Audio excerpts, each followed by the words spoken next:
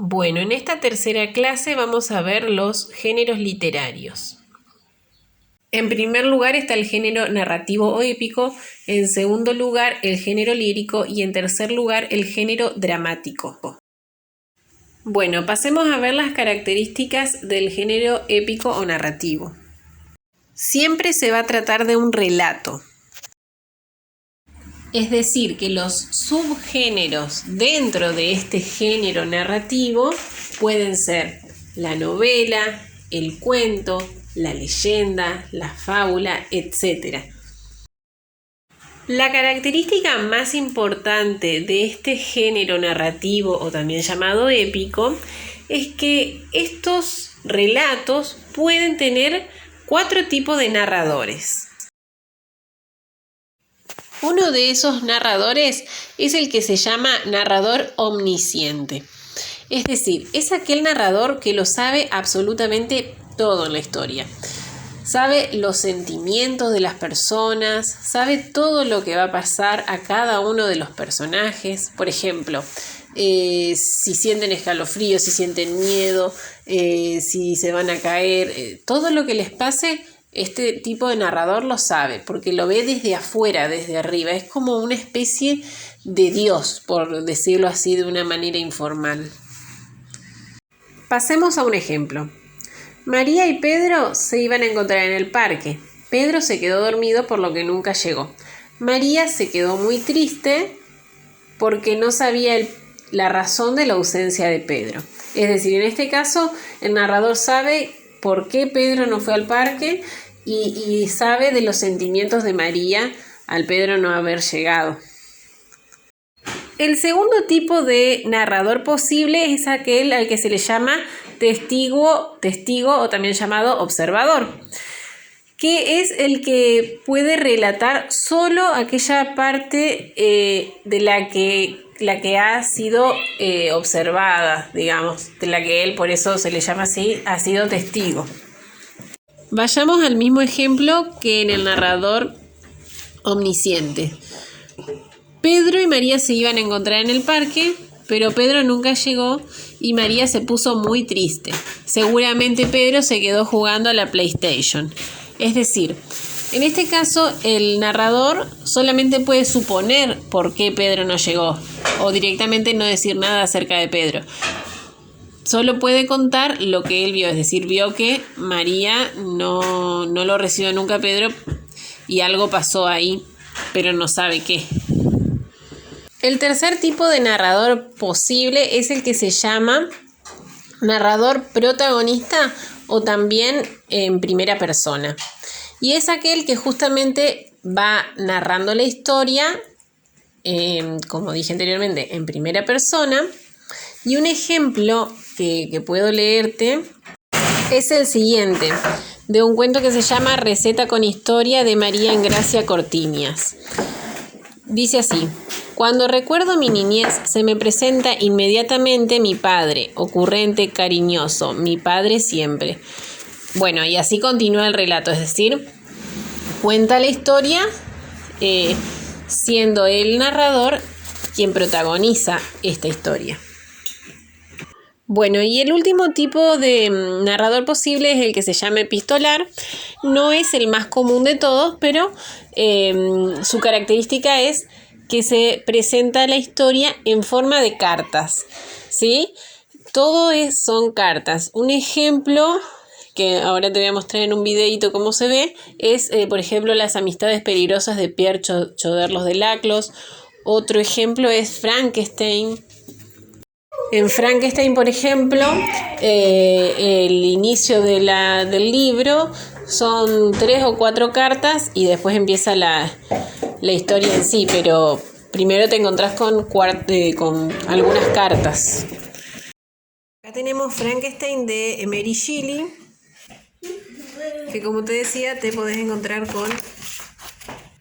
con cartas después del prólogo. Primera carta, tercera carta, etc.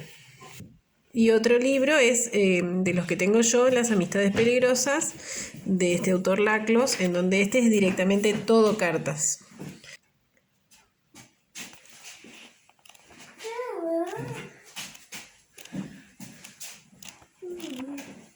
Son cartas que se escriben, se responden, etc. Bien, pasemos al segundo grupo al segundo género literario, que es el género lírico. Se caracteriza principalmente por presentar el texto en forma de verso o de prosa. Predominan los sentimientos de quien está escribiendo. Por lo general está escrito en primera persona, pero también podemos encontrarlos en tercera persona. Y los subgéneros que vamos a encontrar dentro de este género, así como en el género narrativo encontramos el subgénero novela, cuento, etc., acá también encontramos subgéneros, y estos son, por ejemplo, las canciones, la poesía. Y de hecho, dentro de la poesía también podemos encontrar subgéneros, como por ejemplo la oda. Bueno, y el tercer género literario que habíamos mencionado anteriormente es el género dramático, que se caracteriza básicamente por ser el género teatral, las obras de teatro. Sus principales características, aparte de que se presenta como obra de teatro, es que fueron creadas para ser representadas, es decir, no leídas. Sí, obviamente uno las lee, pero en un principio fueron creadas con el fin de representarse. Además, predomina totalmente el diálogo, y a los personajes no los vamos conociendo por medio de un narrador en sí, alguien que va contando, sino que los personajes van siendo conocidos y la historia en sí a medida que va transcurriendo. Es decir, cada personaje se va presentando a sí mismo, por así decir, a medida que aparece. Y bueno, tal como los géneros anteriores, acá también nos vamos a encontrar con subgéneros. En este caso, comedia, tragedia y tragicomedia.